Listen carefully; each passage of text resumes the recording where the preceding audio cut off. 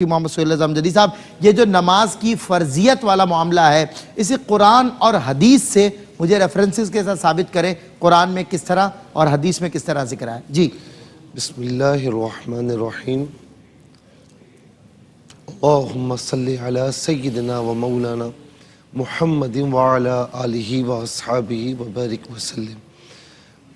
جی سلمان بھائی، نماز جسے عربی میں صلاۃ کہتے ہیں، صلاۃ کے ویسے عربی میں اور بھی معنی آتے ہیں، لیکن یہاں جب ہم کہیں گے صلاۃ تو اس سے مراد نماز ہے۔ قرآن کریم میں آپ دیکھیں کہ اللہ تبارک و تعالی نے جتنے بھی اراکین اسلام ہیں ان میں سب سے زیادہ اگر کسی فرض کی بات فرمائی ہے، کسی کا حکم دیا ہے تو وہ نماز ہی ہے۔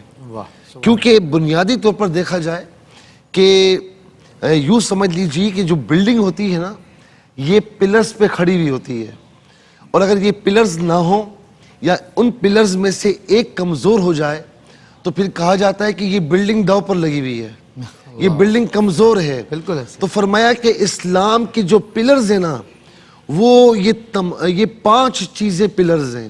وہ کون کون سی ہیں؟ اب اگر ہم دیکھیں، حدیث پاک اس کی وضاحت کرتی ہے۔ مشکوٰۃ شریف کتاب الایمان کی پہلی حدیث ہے۔ حضرت عمر رضی اللہ تعالی عنہ کہتے ہیں کہ ایک ایسا بندہ جو اننون بندہ تھا، ہم نہیں جانتے تھے اور لگتا تھا کہ کہیں دور سے آیا ہے، لیکن سفر کے آثار بھی اس پر نہیں تھے۔ وہ حضور نبی کریم علیہ السلام کی خدمت میں آ کر بیٹھا۔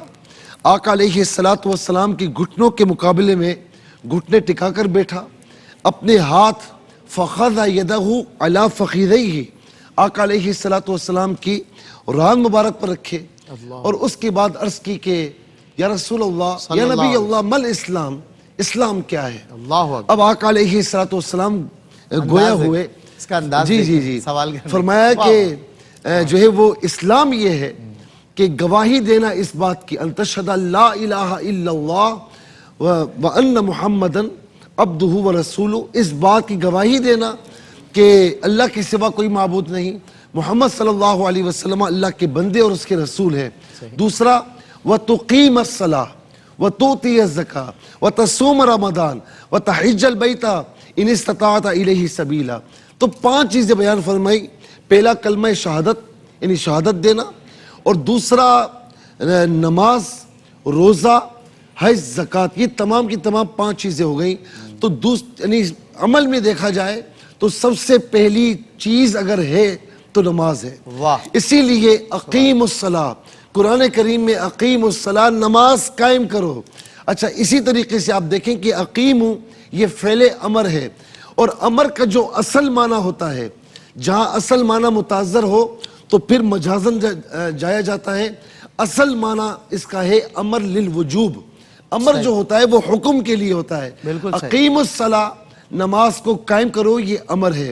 اسی طریقے سے حافظوا علی الصلوات والصلاۃ الوسطیٰ، محافظت کرو تمام نمازوں کی، اور خاص طور پر درمیانی نماز یعنی نماز عصر کی۔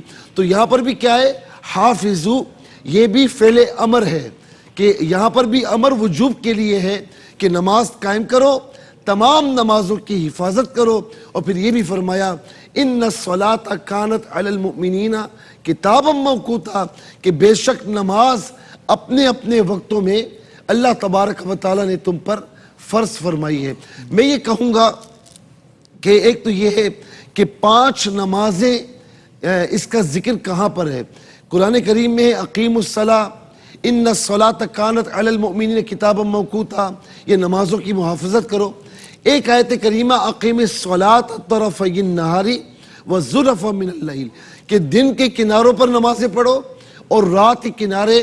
تو دن کے کنارے اس سے مراد جو ہے وہ ظہر اور عصر ہے، اور جو رات کے کنارے ہیں بلکہ فجر، ظہر، عصر، اور رات کے کنارے سے مراد مغرب اور عشاء۔ اور حضور نبی کریم علیہ السلام نے باقاعدہ احادیث کریمہ میں تصریح فرمائی ہے کہ اللہ تبارک و تعالی نے تم پر دن میں 5 نمازیں فرض فرمائی ہیں۔